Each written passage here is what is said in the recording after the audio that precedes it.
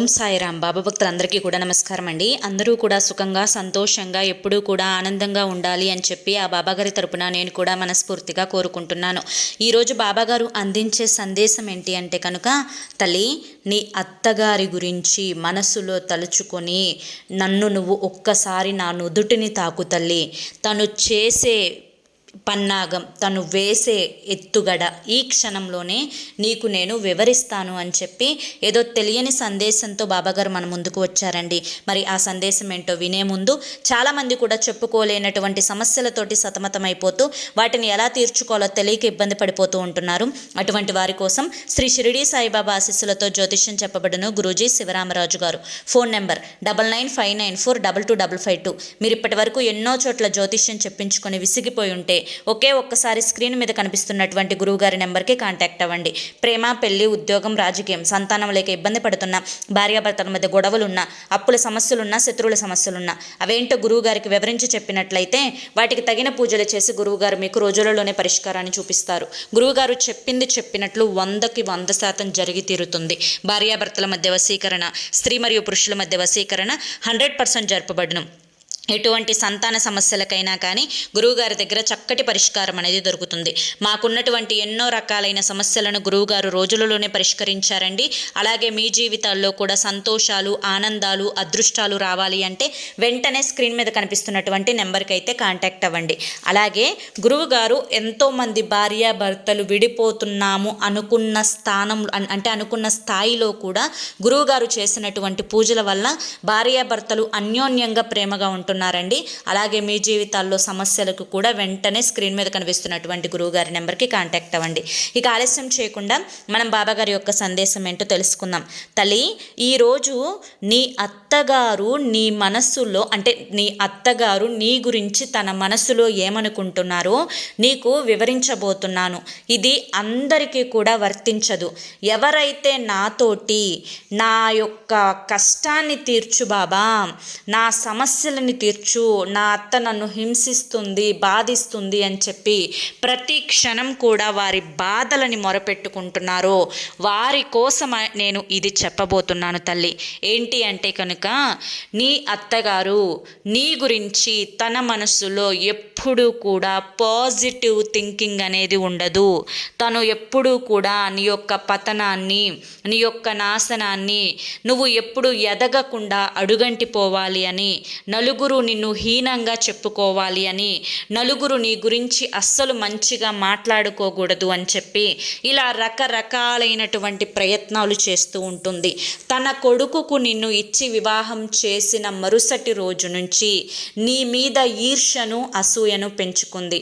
నువ్వు ఎప్పుడైతే తనతో కలిసి సినిమాకు వెళ్తున్నావో, ఎప్పుడైతే సరదాగా బయటకు గడపాలి అని చెప్పి వెళ్తున్నావో, ఎప్పుడైతే తనతో కొంచెం సంతోషంగా గడుపుతూ ఉన్నావో అప్పుడు మీ ఇద్దరి మధ్యకు వచ్చి తను కూడా మీ యొక్క సంతోషాన్ని పంచుకున్నట్లుగా నటిస్తూ లేనిపోని ప్రేమలను మీ మీద చూపిస్తూ మీ మీద నెగిటివ్ ఎనర్జీని పాస్ చేసి వెళ్ళిన తర్వాత మరుసటి రోజు నుంచే మీ ఇద్దరి మధ్య గొడవలు అనేవి జరుగుతాయి.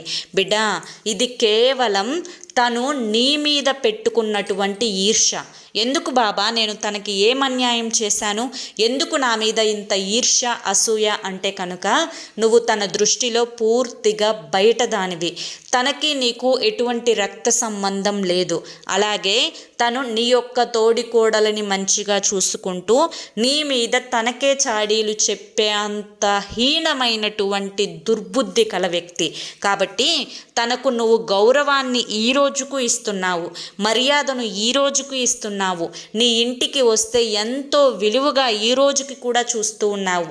అయినప్పటికీ కూడాను పామును దగ్గరికి పిలిచి పాలు పోసినా కానీ విషం చిమ్మక మానదు అని తన యొక్క మొదటి తన కలయికతోటే నీకు అర్థమైపోయి ఉండాలి. ఇంకా నువ్వు తన మీద ప్రేమను చూపిస్తున్నావు అంటే, జాలిని చూపిస్తున్నావు అంటే, మంచితనాన్ని చూపిస్తున్నావు అంటే నిజంగా ఏమనాలో కూడా నాకు అర్థం కాని పరిస్థితి తల్లి.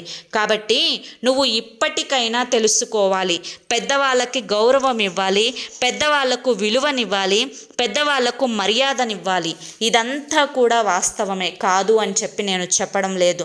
కానీ ప్రతి క్షణం నిన్ను పతనమవ్వాలి అని కోరుకునే వారికి, ప్రతి క్షణం నిన్ను ఏడిపించాలి అని చెప్పి చూసేవారికి నీకు ఎటువంటి అభయం కానీ, ఎటువంటి భరోసా కానీ, ఎటువంటి ధైర్యం కానీ ఇవ్వనటువంటి ఒక స్త్రీ నీ యొక్క పతనం కోసం 1000 కళ్ళతోటి ఎదురు చూసేటువంటి స్త్రీతోటి నువ్వు మామూలుగా ఉండే ప్రయత్నం చేస్తే అది ముమ్మాటికి కూడా నీ తప్పే అవుతుంది కదా తల్లి.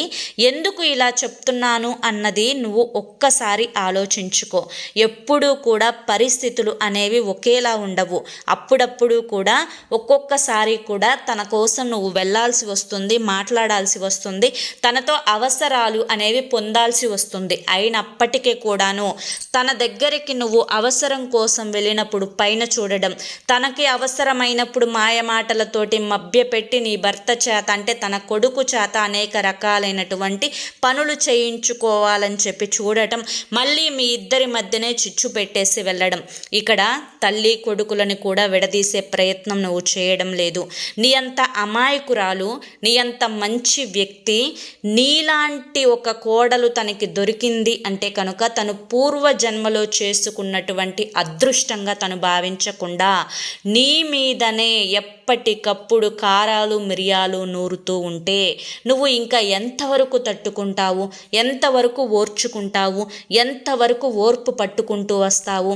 ఇక ఈ జీవితం సగం గడిచిపోయింది. ఇప్పటికైనా కూడా నువ్వు మారకపోతే నిన్ను ఇంకా ఇంకా ఇంకా తొక్కడానికి రెడీగానే ఉంది తల్లి. తన వయసు కంటే నీ వయసు చాలా చాలా చిన్నది. అయినప్పటికీ కూడాను ఆశీర్వచనాలు ఇవ్వాల్సినటువంటి ఆ స్త్రీ నీకు ఎప్పుడూ కూడా శాపనార్థాలు పెడుతూ నిన్ను శపిస్తూనే తన జీవితాన్ని వెళ్ళబుచ్చుకోవాలి అని చెప్పి చూస్తూ ఉంది. కాబట్టి తను నీ కోసం ఎప్పుడూ మంచిగా ఆలోచించదు, నీ యొక్క మంచిని ఎప్పుడూ కూడా కోరుకోదు. నీ యొక్క పతనం, నీ యొక్క నాశనమే తన యొక్క జీవిత లక్ష్యం అన్న విషయాన్ని గుర్తుంచుకొని ఇకపై తనతో ఎలా ఉండాలి అనేది నువ్వే ఆలోచించుకో అని చెప్పి, ఇది అందరికీ వర్తించేది కాదు అని చెప్పి కూడా బాబాగారు ఈరోజు మనకి ఒక చక్కటి సందేశాన్ని అందించారండి. మరి బాబాగారు అందించిన ఈ సందేశం మీ అందరికీ కూడా నచ్చింది, అర్థమైంది అని చెప్పి అనుకుంటున్నాను. నచ్చింది, అర్థమైంది అని చెప్పి అనిపిస్తే వీడియోకి ఒక లైక్ ఇవ్వండి. కింద కామెంట్ సెక్షన్లో ఓం సాయిరామ్ అని చెప్పి టైప్ చేయండి. మొదటిసారి మన సాయి పిలుపు ఛానల్లోకి వచ్చినట్లయితే మన ఛానల్ని సబ్స్క్రైబ్ చేసుకొని సపోర్ట్ చేయండి. మరి రేపు మరొక మంచి వీడియోతోటి మళ్ళీ కలుసుకుందాం. అంతవరకు కూడా బాబాగారి యొక్క ఆశీస్సులు మీ మీద, మీ కుటుంబ సభ్యుల మీద ఎల్లకాలం ఉండాలి అని చెప్పి మనస్ఫూర్తిగా కోరుకుంటూ సర్వేజన సుఖినో భవంతు. అలాగే మీరు ఇక ఎటువంటి సమస్యలతోటి బాధపడుతున్నా మీ కష్టాలు బాధలు తొలగించుకోవడానికి ఎన్నో ప్రయత్నాలు చేసి ఉంటారు కదా. చివరి ప్రయత్నం అనుకోనైనా కానీ స్క్రీన్ మీద కనిపిస్తున్నటువంటి గురువుగారి నెంబర్కి కాంటాక్ట్ అవ్వండి. సమస్యల నుంచి బయటపడి ఆనందంగా జీవితంలో ముందడుగు వేయండి. జై సాయిరామ్.